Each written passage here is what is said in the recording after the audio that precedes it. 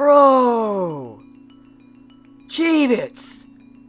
Does my eyes deceive me for what I saw in this chapter of Taizai? Oh my god! Gollum just... He fucking wrecked it.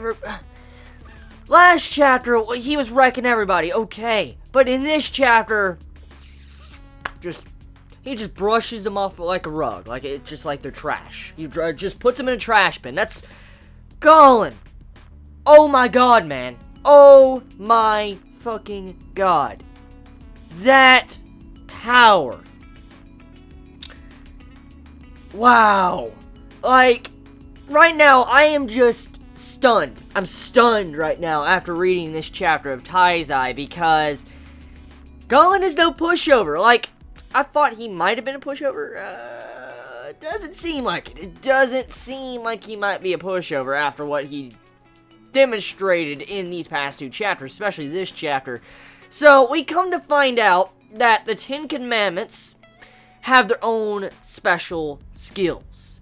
We already know they would have their own special abilities, of course, it's obvious, because different characters, but we come to find out the Ten Commandments have a set of certain abilities that the Demon King has gifted them. And we find out that Gollum was gifted an ability called Truth. And we can assume all the other Ten Commandments have something very similar. And so, this ability called Truth, if anyone lies in Gollum's presence, it doesn't really explain how it works 100%, but if anyone lies to Gollum, you will be petrified and reduced to stone, like if it was Medusa. And so, that's a frightening ability, a very, very frightening ability, because if you are unaware of that type of ability, and you are to, let's say, fight this dude for the first time, and you are to figure out tactics, and you're trying to lie to him while you try to figure out tactics like Merlin was doing in this chapter, it could fuck you up royally. And we don't know necessarily how this ability 100% works. We don't know if it's just because of words, or if it's something else, because we don't know necessarily if the lie has to be directed towards Gollum, or if the lie could be, let's say, directed towards Meliodas, and will Merlin still be petrified if she is in his presence? Like, it wasn't clarified on that aspect, but we have to wonder, like, how did Merlin really get petrified? Was it because she said those words? Was it because she spoke those words? Was it because Gollum heard those words? I mean, there has to be a really big weakness to this ability. Of course, a weakness is you just don't say shit, but I mean, still, for new people that are fighting Gollum, there has to be some form of way to be able to overcome this weakness. Maybe take out his ears, take out his eyes. Maybe his eyes have to make eye contact with Merlin or anybody he turns to stone to be able to have this ability. I mean, we need to figure out more on this ability, but for now, that ability is scary because this is probably the tip of the iceberg when it comes to the different Ten Commandments' abilities, because this is Truth, and we gotta wonder what the other ones are, so yeah.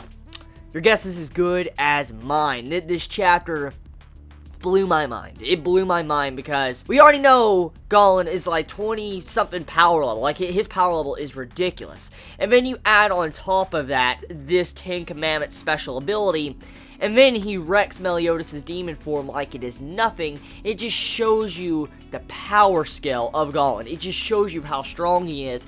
And what was crazy, too, is we find out that Meliodas going into his demon mode, he was instantly 10,000 power level. Now, his body wasn't completely transformed into like a demon mode, like as it was said by Hellbrom in the middle of the first time we saw this power introduced. Like, you remember when Meliodas used his demon mode for the first time, and Hellbrom was saying like, oh, his power is still increasing, it's still growing, it's still changing and going over his body. So you can assume that Meliodas wasn't at his full state, like his full powered state, and he probably wasn't in his full powered state in that act of what he did in this chapter. So Meliodas, even though 10k was pretty massive, but it was pretty low compared to Gollum, he wasn't at maximum, and there's other reasons to say that too, especially with what happened in this chapter when Meliodas was thinking in his mind, which I'll get into that in just a second.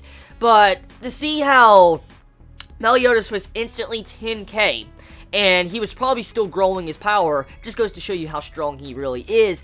And to put more information on top of this, Meliodas states that Merlin put some form of spell on him, which has been very obvious. It's been very, very, very obvious. I mean, you have to be missing some key foreshadowing here and some dialogue that's been between Merlin and Meliodas since Merlin came back after the end of Hendrickson. So, it's been theorized. I've theorized, and other Chibis have theorized that maybe Merlin took memories from Meliodas, or Merlin sealed away his demon powers. Maybe Merlin did something to his demon powers where she kind of compressed it down. There's been a lot of theories about that. I've theorized myself, and we have to wonder, is that what it really is? Is it the ability to be able to control his demon mode? Because in the chapter, Meliodas was fighting for control, like he was trying to control his power, his demon form power. So it shows progression, and he can control it. I'm assuming that either A, Merlin stole his power and weakened his demon mode completely, like considerably low, or B,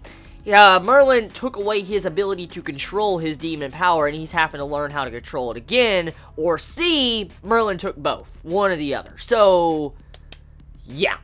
That is my theory on that aspect, so clearly Meliodas needs to get Merlin back into shape, which leads into another problem with this chapter. Merlin supposedly is dead. I don't know how I should, take that. I really don't, because I remember how Galther was. I remember when I was reviewing the chapter when Galther got his head knocked off. Nobody noticed it. Like, barely any Chibi noticed that when I was talking about Galther when he got his head knocked off by Hendrickson. Barely anybody saw. Like, they completely overlooked that, and I pointed out, and everybody said, holy shit, he really did. Nobody could believe that Galther was just off screen like that fast. Like, took it out in one panel. So, I don't know. I mean, is Merlin dead? That's the question. Like, Merlin has a lot of importance as a character. A lot of importance. A lot of explanation she needs to explain. Especially with the experiments she has done. Especially when it comes to Escanor. And what she has taken from Meliodas. And probably what she has done with Escanor to begin with. And even the Hawk theory. For instance, Hawk being a phoenix. And maybe Merlin has created Hawk. So there is a lot of things Merlin serves to the purpose of the plot. And if Merlin is indeed dead, that's okay. So yeah, so I highly doubt Merlin is dead. In a sense, if Merlin's body has died, I'm going to assume Merlin, at the very least, will be able to figure out something to be able to talk to him if she's a spirit or whatever. I don't know, but I'm assuming Merlin isn't dead at the moment. That's what I'm going to say right now, but still, it's a bad situation because it goes to show you that Nakaba-sensei set this up to where Meliodas cannot get his power up through Merlin.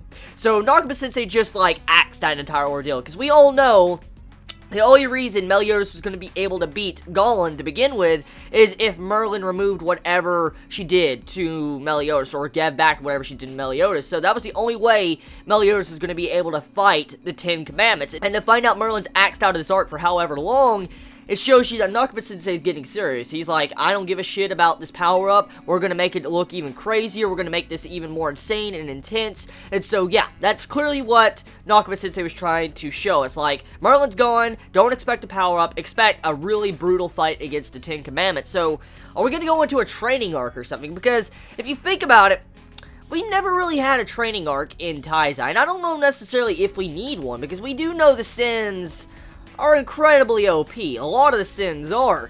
But in terms of a training arc, you'd think that Meliodas needs one to control his demon power, because he, clearly in this chapter, he needs to train more to be able to master it completely, and he also needs to figure out how to get back whatever Merlin took from him. So we might go into a training arc halfway into this, part 2 of Taizai. But anyways, getting into other details, Gollum, he's a monster. He was destroying everything. Like, did you see what he did to those fodder knights? I know they're fodder knights, but did you see what he was doing? He was just skewering them like they were shish kebabs. Like, in one part of the chapter, you saw him stab 3 holy knights. You just see them like a shish kebab on his big weapon. And I'm like, yo, Nakaba, that's fucking brutal. You just see this dude cutting people into pieces. If in the final part of the chapter, he cuts Diane right here. Like, you see a cut between Diane, like her arm is gone. Meliodas is fucking right, gets stabbed in the head. Merlin's shattered into pieces. And then Galther comes up, which leads into another plot point at the end of this chapter. And I'm like, yo, Nakaba-sensei, stop with this fucking epicness. Galther comes back in his regular mode, and he's laughing. He's fucking laughing his ass off. Galther is laughing his ass off. So why? Before I even dive into that, okay? Before I dive into that and just discuss that, okay? Fredder, did you see what Fredder took in this chapter to the side, like, of his chest? Did you see what he took? He is not a sin. Fredder is not a sin. He is a member of Dawn Roar, and Dawn Roar is powerful, yes, but they're not as powerful as a sin. And to see Fredder get done like that in this chapter, it makes me assume he's done. He's fucking done. Now, we know Meliodas is going to be kind of fine, because Meliodas is a demon. I highly doubt Meliodas is going to die from a stab to the head, since he can regenerate, but who knows. Thing is, though, Fredder took a massive hit to the side. That hit looked deadly. Like, did you see how Nakaba-sensei zoomed in on the damage, what happened to Fredder? Like, he got hit so fast, his body convulsed to the side. Like, you saw his arm bend in directions it should never be bent. And his entire chest, where his ribs are, bend in, like where they're touching his other side of his body. It's just, his damage he probably took in this chapter is immense. And I highly doubt if he is alive, he's going to live for very long. So, you have it to where Elizabeth needs to get the fuck out of that demon barrier. She needs to get out of that cube demon barrier and heal them pronto, or they're going to die.